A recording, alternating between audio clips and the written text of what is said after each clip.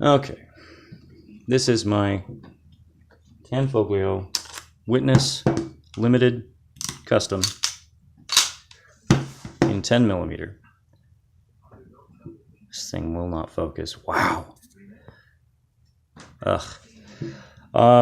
Has a beveled mag well, ambidextrous safety, extended mag release, square trigger guard, single action trigger, drilled and tapped for optics, fiber optic front post competition adjustable, rear sights for windage and elevation. It has a lot of other awesome features, especially like the checkering in the front, cone shaped barrel, which you can see here. It actually tapers down back here a little ways. So very nice gun. Loaded, weighs close to 3 pounds. Nice checkering in the front and the back strap. Beaver tail safety, or no beaver tail safety, which is something that I really like.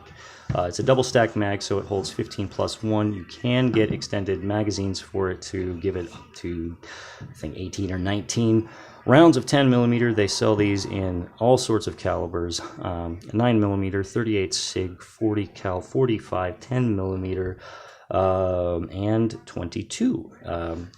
So if you want to get a new magazine for this, they're pretty easy to come by. Pretty much any CZ75 clone magazine will fit. However, unless you want to take the mag well out, and then you'll have a gap here in the wood grip, so you'd probably either want to tape this or get a different grip for it. I may do that anyway, just because I'm not doing competition, and this is pretty wide to carry with. Yes, I use this as my primary carry weapon because, well, I want to. So anywho, you can get magazine butt plates for this thing. These are about $25-$35 if I remember correctly last time I checked. The magazine itself is going to be about the same price, if not a little bit more. You can get those extensions, all of that stuff, or for $25-$30 at your local retailer, you can get a standard CZ75 or standard Witness large steel frame magazine. But what you have to do is you have to actually grind this, cut it down, whatever, so that it actually will fit inside the firearm. And then you have to push it pretty forcefully to get it in there if you don't want to run one round light. Now, the cool thing about this particular firearm is that all of the parts are pretty much interchangeable with their full-size frames. The only thing I do not like about this particular firearm is, well, there's a little bit of take up in the trigger, so I'm actually going to be getting a straight, probably a Henning trigger, and like their stock 3 comes with a integrated Picatinny rail. This one does not. A lot of their models have an integrated Picatinny rail, but I really like this polished steel finish. I wish they had the polished steel finish with the integrated Picatinny rail drilled and tapped as well, so you could do an optic mount or a light for this, which would be really nice, particularly for hunting. They have a Hunter as well, which is a 6-inch barrel. This is the 4 3/4. Anywho, so to do the 22 conversion, which I just picked up and ordered and arrived the other day, it comes with a magazine release. It comes with a slide spring. It actually, this pin that holds the barrel and slide onto the frame, this is actually on the other side here, and it's basically just that little cotter pin notch in the slide that holds it and puts pressure down on it.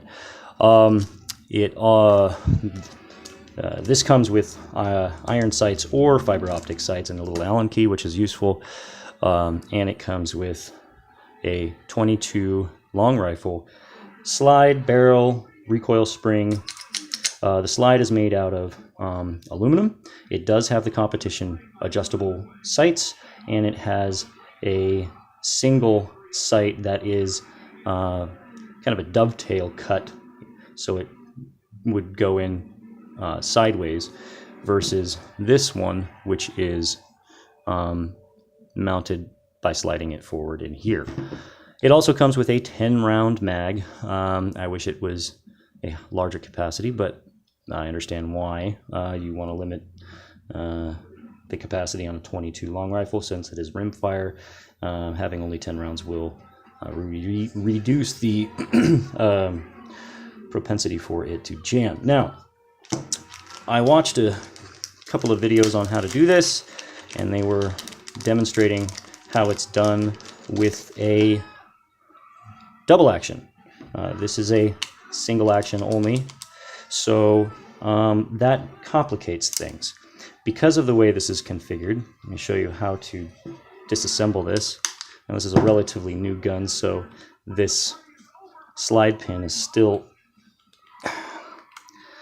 a little bit stiff to get in and out. But if you look inside here, now let me get a poking device to show you.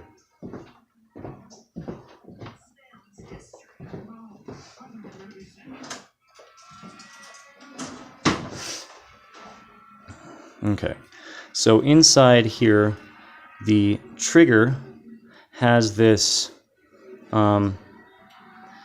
little, I'm going to get some light in here too, actually. That might make it a little better. There's, with the Allen key, you can adjust the take-up pre-travel via a little Allen bolt inside there that just puts, let's see if you can see it on this side. So this right here is the screw that, as you tighten it down, it will actually come out and put a little pressure on the frame right here to reduce the pre-travel slop, so it'll just stay right there. And then you also have this over-travel stop screw, which you can adjust here to make sure that there's no slop afterwards. Now, in order to get the 22 mag conversion to fit, you have to remove the mag release, because I don't know if you can see inside here, probably not unless I actually take out some more, but the little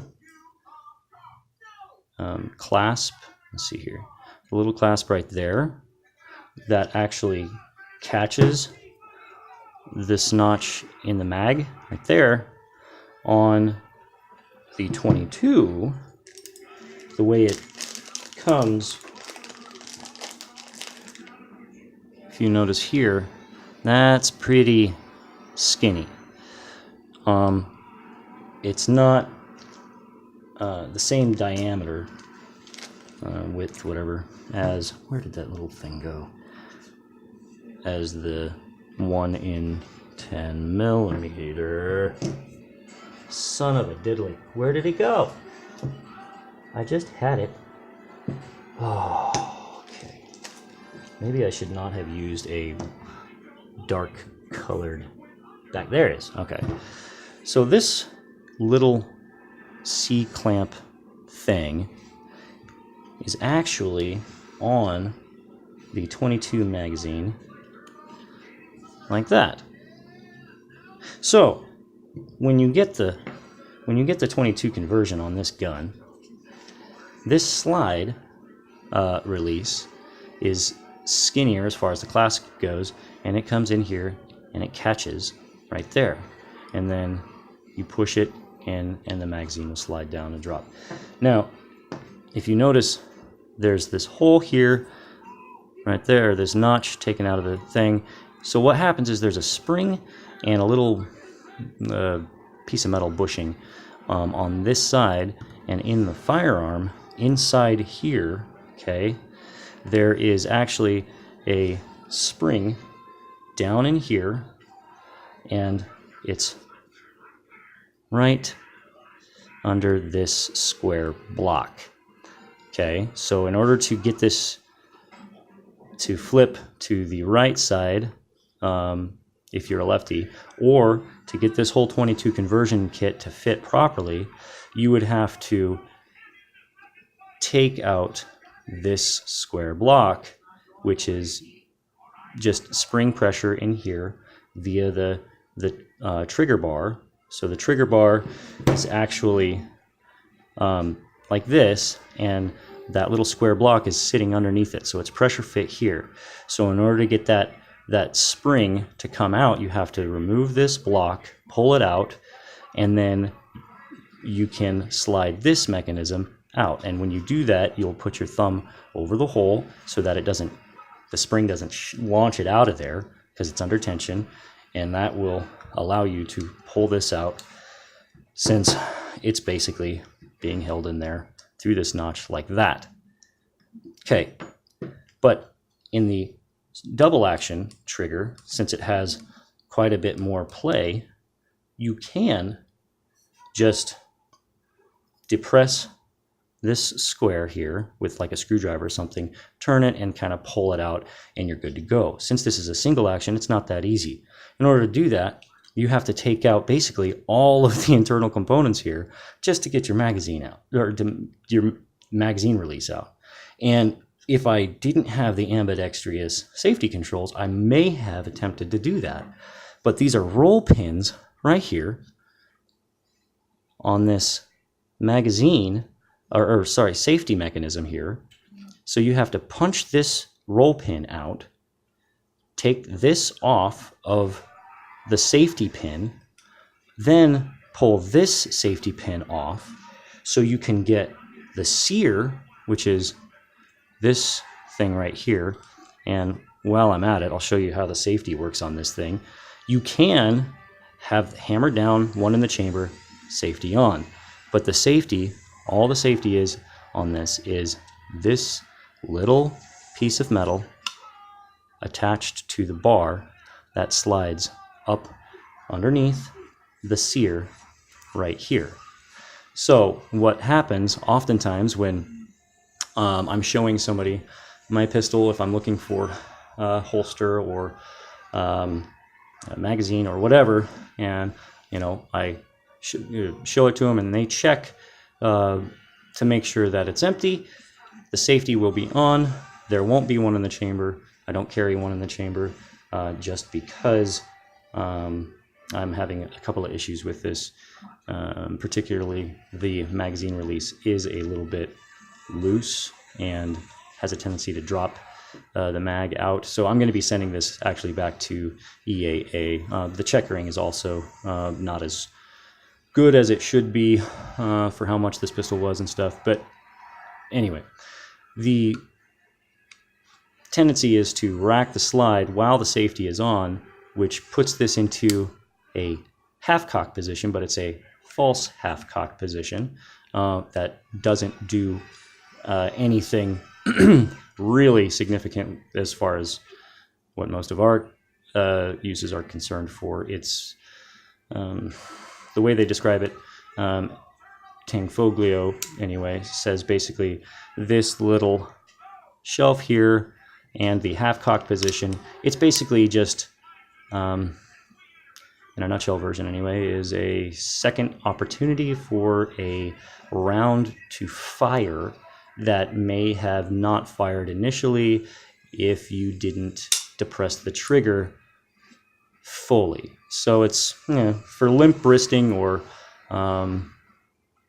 not quality trigger pulls and things like that, it will still give it an opportunity to fire. Although I have tested this, and firing from a half-cock does nothing. It does not engage the firing pin, it does nothing. So, that being said, all the safety mechanism is a little piece of metal that shelves itself and wedges itself underneath this sear. And this right here is, this part of the sear, this elbow, is actually the firing pin block mechanism. So this is your firing pin block, that little shelf pushes up on this firing pin block, so it locks the firing pin in place.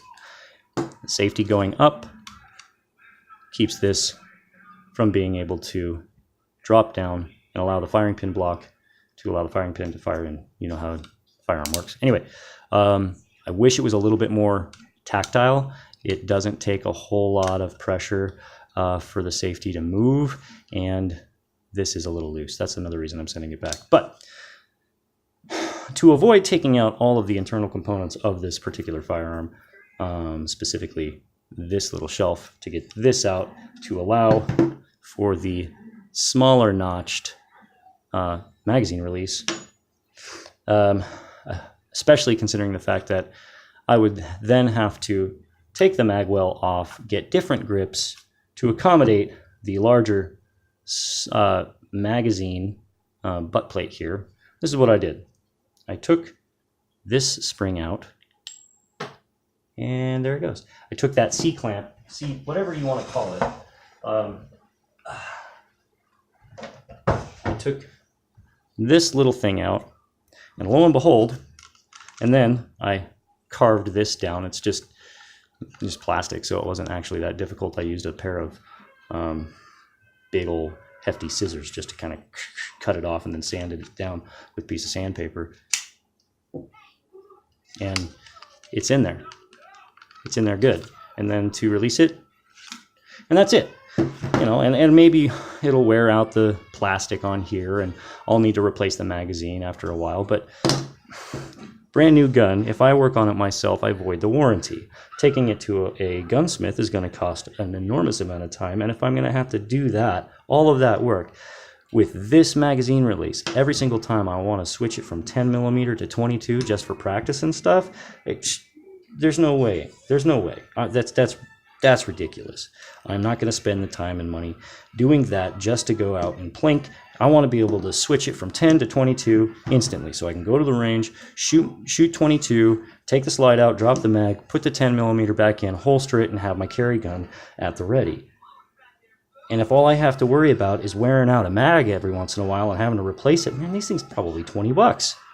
Psh, whatever, no big deal. So, to do the 22 conversion efficiently without giving yourself the nightmare headache that all this is, and voiding the warranty by not having a gunsmith do the work for you, because it even says in the stuff, you can field dress it and all that, that's fine, that's dandy, but as soon as you start messing with these internal components, other than adjusting your pre-travel screw, if you remove these, you void the warranty unless you're a certified gunsmith. So, and they do have a lifetime warranty if you're the original owner. So, real quick, let's go back to 10mm and demonstrate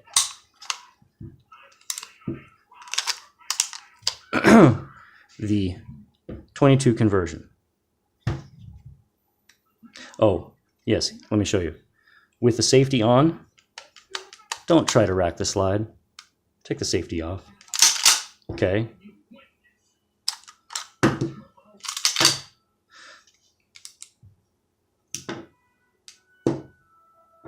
So, we take the magazine out, okay, there is no round in the chamber. Take the slide stop out, your 22 slide, lines up just like that, slides in there. Okay, now, with everything else you want to line up these two dots. This is how you identify the internal components in here where the hole is, so you line up those two spots. But with the 22 conversion, just visually inspect it. There you go. You got to push the barrel in a little bit to line up these holes and find out where the pin will actually pass through. So then, once you've got that all lined up, come on. There we go.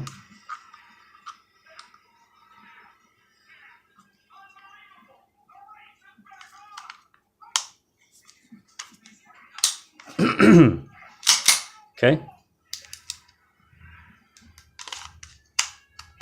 There we go. 22, 10mm. and the magazine holds in place as it should. Doesn't fall out unless I push the button. So it's really just field stripping it, putting in a different slide and magazine, and you're good to go. It's a little bit more persnickety as far as lining up, you know, these holes and making sure that the barrel and everything is lining up in the appropriate spot through this hole where the pin would go. And part of the reason for that is because if you look at this, that's a single hole. This is an L-shaped hole. And if you look at the actual barrels themselves here, there's a little bit of a shelf on the 22 in the back that does not exist on the 10 millimeter. So tolerances are, you know, not exactly quite the same, but really easy all together to do it with a competition witness. And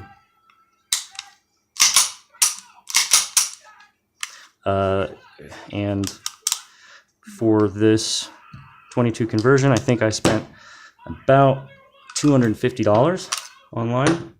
The 10 millimeter pistol itself was about $1,000 more than that. And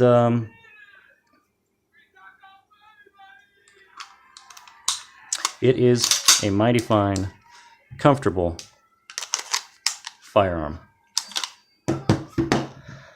So, if you don't want to take it to a gunsmith, you want to practice 22 to save yourself on ammo, and maybe even, you know, you have kids or somebody you want to teach how to shoot, and you don't want them to have to worry about the enormous recoil of 10 millimeter, or these come in different calibers as well, but